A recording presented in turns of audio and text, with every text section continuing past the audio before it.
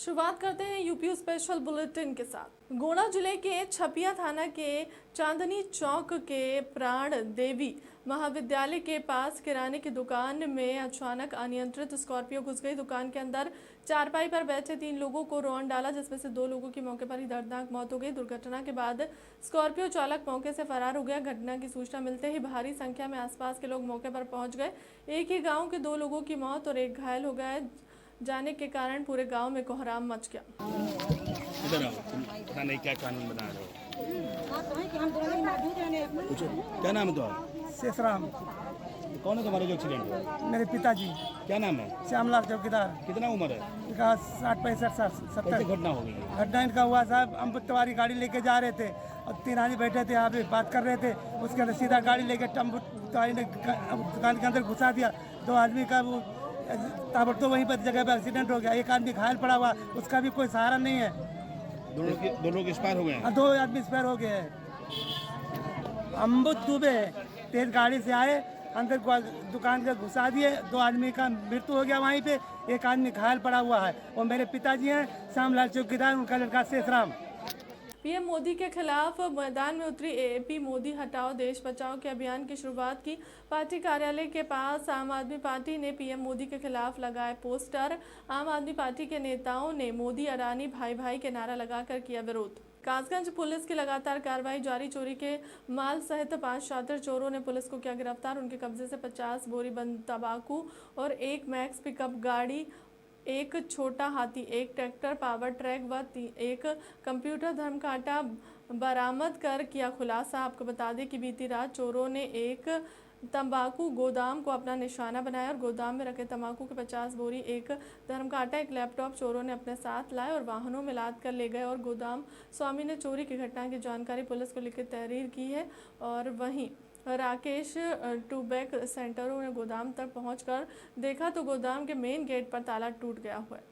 क्या कुछ खुलासा हुआ है? गत 3 अप्रैल 2023 को राकेश कुमार निवासी गंज गुरुद्वारा क्षेत्र के, उन्होंने एक सूचना दी कि उनके जो तंबाकू की फर्म है उससे 60 बोरी तंबाकू चोरी हो गई है। इस सूचना पर अपराध पंजीकृत करते हुए अपराध का खुलासा करने के लिए पुलिस अधीक्षक महोदय द्वारा टीम गठित की गई। आज 5/4/2023 को हमारी टीम को, जिसमें प्रभारी निरीक्षक गंज गुरुद्वारा और उसके साथ साथ पटियाली की टीम रही, इनको एक अच्छी सफलता प्राप्त हुई है, जिसमें 50 बोरी तंबाकू और उसके साथ साथ उसको परिवहन करने वाला ट्रैक्टर, मैक्स पिकअप गाड़ी, उसके साथ ही छोटा हाथी, साथ ही 1 कंप्यूटर धर्मकांटा की बरामदगी हुई है और 5 अभियुक्तों को गिरफ्तार किया गया है। 4 अभियुक्त अभी हमारे प्रकाश में हैं, जिनकी तलाश जारी है। जल्दी ही उनकी भी गिरफ्तारी की जाएगी और इस टीम की सफलता पर पुलिस अधीक्षक महोदय द्वारा पूरी टीम को पुरस्कृत भी किया गया है। कासगंज स्वामी रामदेव लगाएंगे। कासगंज में निःशुल्क योग शिविर 8 से 10 अप्रैल तक कासगंज में चलेगा। योग गुरु स्वामी रामदेव का योग शिविर पतंजलि योग पीठ हरिद्वार में पहुंचे सैकड़ों योग प्रचारक। ध्यान योग शिविर के आयोजक मंडल के साथ जिलाधिकारी हर्षिता मथुरा, पुलिस अधीक्षक सौरभ दीक्षित ने की बैठक। सभागार में कार्यक्रम के आयोजन और व्यवस्थाओं को लेकर हुई चर्चा। रामदेव जी का कार्यक्रम है 8, 9, 10 अप्रैल को। क्या व्यवस्थाएं रहेंगी जिला प्रशासन की ओर से, क्या क्या तैयारी? देखिए, जनपद की जो टीम है इस विशेष कार्यक्रम के लिए जो डेप्यूट की गई है, उन सभी आयोजककर्ताओं के साथ जिला प्रशासन की टीम टच में है। आज देख सकते हैं आपकी मौका मुआयना हम लोगों के द्वारा किया गया। जो भी सुरक्षा व्यवस्थाएं हैं, विद्युत सुरक्षा है और साथ ही साथ सफाई व्यवस्था है, पार्किंग आदि, जितनी भी समस्त तैयारियां की जानी है उसके संबंध में आज मौका मुआयना किया है और संबंधित लोगों को निर्देशित किया गया है। कासगंज जनपद के कोतवाली सोरो में एक दरोगा व कुछ लोगों के द्वारा एक व्यक्ति को जमकर मारपीट करने का वीडियो सोशल मीडिया पर वायरल हो रहा है। वहीं वायरल वीडियो पर संज्ञान लेते हुए कासगंज के एसपी सौरभ दीक्षित ने दरोगा सचिन चौधरी को निलंबित कर दिया। स्थानीय लोगों के मुताबिक जिस युवक को दरोगा ने पीटा था वह युवक मंदबुद्धि युवक बताया है। सर, थाना सोरो में एक उपनिरीक्षक के विरुद्ध कार्रवाई की गई है, क्या है पूरा मामला? थाना सोरो जनपद कासगंज में कस्बा स्थित जो बाजार है, बाजार में उपनिरीक्षक के द्वारा एक व्यक्ति के साथ अभद्र व्यवहार और मारपीट की गई। इस घटना का सोशल मीडिया पर वीडियो वायरल हुआ। वायरल वीडियो का तत्काल संज्ञान लेते हुए पुलिस अधीक्षक महोदय द्वारा उप निरीक्षक को निलंबित किया गया है और इस बिंदु पर जो वहाँ जनता के लोग थे उनसे बातचीत कर आवश्यक विधिक कार्रवाई अमल में लाई जा रही है। झांसी में इन दिनों बढ़ रहे अपराधों में झांसी पुलिस अंकुश लगाने में नाकाम साबित हो रही है। वहीं क्षेत्र में हो रही आपराधिक घटनाओं से क्षेत्र के लोगों में भय का माहौल बना हुआ है। वहीं पुलिस द्वारा अभी तक खुलासा न किए जाने की वजह से महिलाओं ने मोर्चा खोल दिया, जिसको लेकर दर्जनों महिलाओं ने पुलिस क्षेत्र अधिकारी के माध्यम से वरिष्ठ पुलिस अधीक्षक को ज्ञापन भेजकर कार्रवाई किए जाने व खुलासा न होने पर पुलिस को थाने में जाकर चूड़ियां पहनाने की चेतावनी भी दी है। क्या नाम है आपका? राजेश कुमारी। कहाँ से हैं आप लोग? ग्राम रेवन, थाना टोरी फतेहपुर। अच्छा, आज आप लोग किस संबंध में ज्ञापन देने आई हैं और किसको ज्ञापन देने आई हैं? हम सीओ साहब को ज्ञापन देने आए हैं और एसपी साहब को भी अवगत करवा रहे सीओ साहब के माध्यम से कि क्षेत्र में जो आए दिन लूट डकैती और आए दिन महिलाओं को प्रताड़ित जे टोरी फतेहपुर थाना क्षेत्र में ना, टोरी फतेहपुर थाना क्षेत्र बिल्कुल नाकाम है। और जो भी अगर शासन प्रशासन को भी आप अगर अवगत कराएं तो टोरी फतेहपुर थाना क्षेत्र जैसा तो कहीं गंभीर ऐसा कोई मामला नहीं है। अच्छा, कितनी घटनाएं हो चुकी हैं अभी तक? कम से कम अभी एक सप्ताह में तो 2 लूटें हो चुकी हैं। अच्छा, समय भी ज्यादा नहीं लगता, आए दिन लूट लेते। हाँ, क्या लोग बाग सुरक्षित नहीं है? नहीं है, बिल्कुल सुरक्षित नहीं है। आपने क्या अब तो हम हाँ सीओ साहब से जो मांग रख रहे कि इन्हें जितने जल्दी हो जो भी जो लूट कर रहे डाकू इनको जल्दी जेल भेजे और नहीं भेजते 1 हफ्ता में तो महिलाएं गाँव से जाके, एक गांव से नहीं 10 गांव से जाएंगे और जो टोरी फतेहपुर थाना क्षेत्र के एसओ सिपाही जितने हैं इनको चूड़ियां पहनाने का काम करेंगे। पीलीभीत में घर से मजदूरी करने फार्म पर गए एक बुजुर्ग का शव नहर किनारे मिलने से हड़कंप मच गया। सूचना मिलने के बाद मौके पर पहुंची पुलिस ने बुजुर्ग का शव को पोस्टमार्टम के लिए भेज दिया। घटना के बाद परिजन शव की हालात को देखकर हत्या का आरोप लगा रहे हैं। जानकारी के मुताबिक पूरनपुरा थाना क्षेत्र के अंतर्गत आने वाले गजरोला खास गांव के रहने वाले 60 वर्षीय रामचंद्र पुत्र तेजराम गांव के बाहर स्थित सुक्का के फार्म पर मंगलवार को मजदूरी करने गया था। देर रात तक जब रामचंद्र घर वापस नहीं लौटे तो परिजनों ने उनकी तलाश शुरू कर दी और काफ़ी खोजबीन के बाद जब बुजुर्ग नहीं मिले तो पूरे मामले की सूचना को पुलिस को भी दी गई है। थाना पूरनपुर पुलिस को सूचना मिली थी कि एक व्यक्ति की लाश जटपुरा नार पट्टी पर पड़ी हुई है। पुलिस तत्काल वहाँ मौके पहुँची है। प्राथमिक जांच पता चला है कि मृतक व्यक्ति का नाम रामचंद्र है, जिसकी उम्र लगभग 62 साल है। वह सुखदेव सिंह के यहाँ काम करता था, पिछले 20 सालों से वहाँ काम कर रहा है और कल दोपहर में मृतक के परिजनों से बातचीत हुई थी फ़ोन पर, लेकिन शाम को जब उन्होंने फ़ोन मिलाया तो वहाँ फ़ोन उसका स्विच ऑफ आया। आज उसकी सुबह डेड बॉडी मिली है। पुलिस तत्काल मौके पहुँच करके शव का पंचनामा भर करके पोस्टमार्टम करा रही है।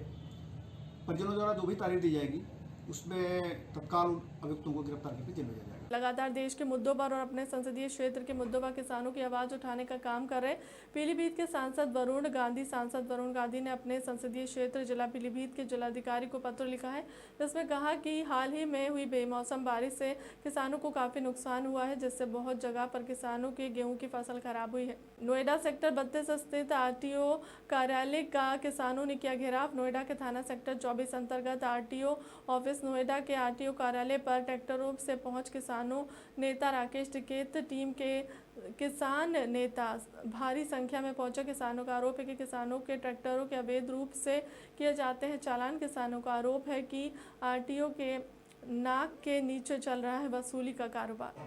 हम बताएंगे। इससे उन्होंने हमारा लेटर पैड गया हुआ है, ट्रैक्टर गलत पकड़ लिया, एक दरोगा ने हमसे बात करके और ट्रैक्टर को ले जाता है उसका पुलंदा बना दिया। चलने नहीं देंगे।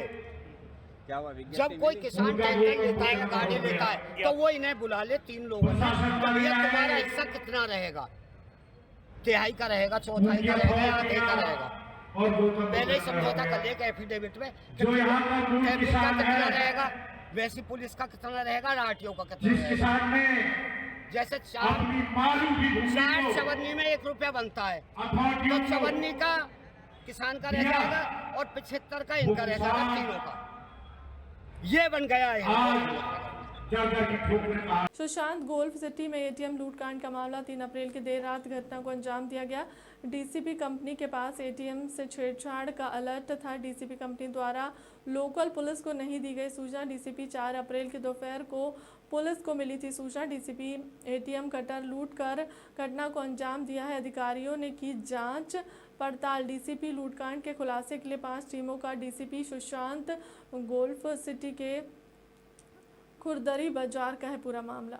अवगत कराना है कि दिनांक 4 अप्रैल की दोपहर करीब 1:30 बजे थाना सुशांत गोल्फ सिटी पुलिस को सूचना प्राप्त हुई कि थाना क्षेत्र अंतर्गत खुरदई बाजार स्थित एक एटीएम में उसको काट कर चोरी कर ली गई है। इस सूचना पर तत्काल पुलिस तथा उच्चाधिकारियों द्वारा मौके पर पहुंचकर जांच की गई। जांच में प्रथम दृष्टया जो तथ्य संज्ञान में आए, 3/4 अप्रैल की देर रात को संभवतः ये घटना कारित की गई और जब एटीएम के साथ छेड़छाड़ की गई बदमाशों द्वारा इसका एक अलर्ट इस कंपनी के हेडक्वार्टर पे जनरेट हुआ, जिसके प्रतिक्रिया स्वरूप कंपनी से यहां लखनऊ स्थित जो सुरक्षा इंचार्ज है इस कंपनी के स्थानीय लेवल पे, उनके पास एक अलर्ट रात को ही भेजा गया मैसेज और कॉल के माध्यम से, लेकिन उनके द्वारा किसी भी प्रकार की कोई सूचना स्थानीय पुलिस को नहीं दी गई, बल्कि अगले दिन 4 अप्रैल को इनके द्वारा आकर मौके पर एटीएम की जांच की गई। जब इनको ज्ञात हुआ कि एटीएम में चोरी हो गया है, उसके बाद 4 अप्रैल की दोपहर करीब 1:30 बजे थाना पुलिस को इनके द्वारा सूचित किया गया। जब सभी उच्चाधिकारियों द्वारा मौके पर पहुंचकर जांच प्रारंभ की गई।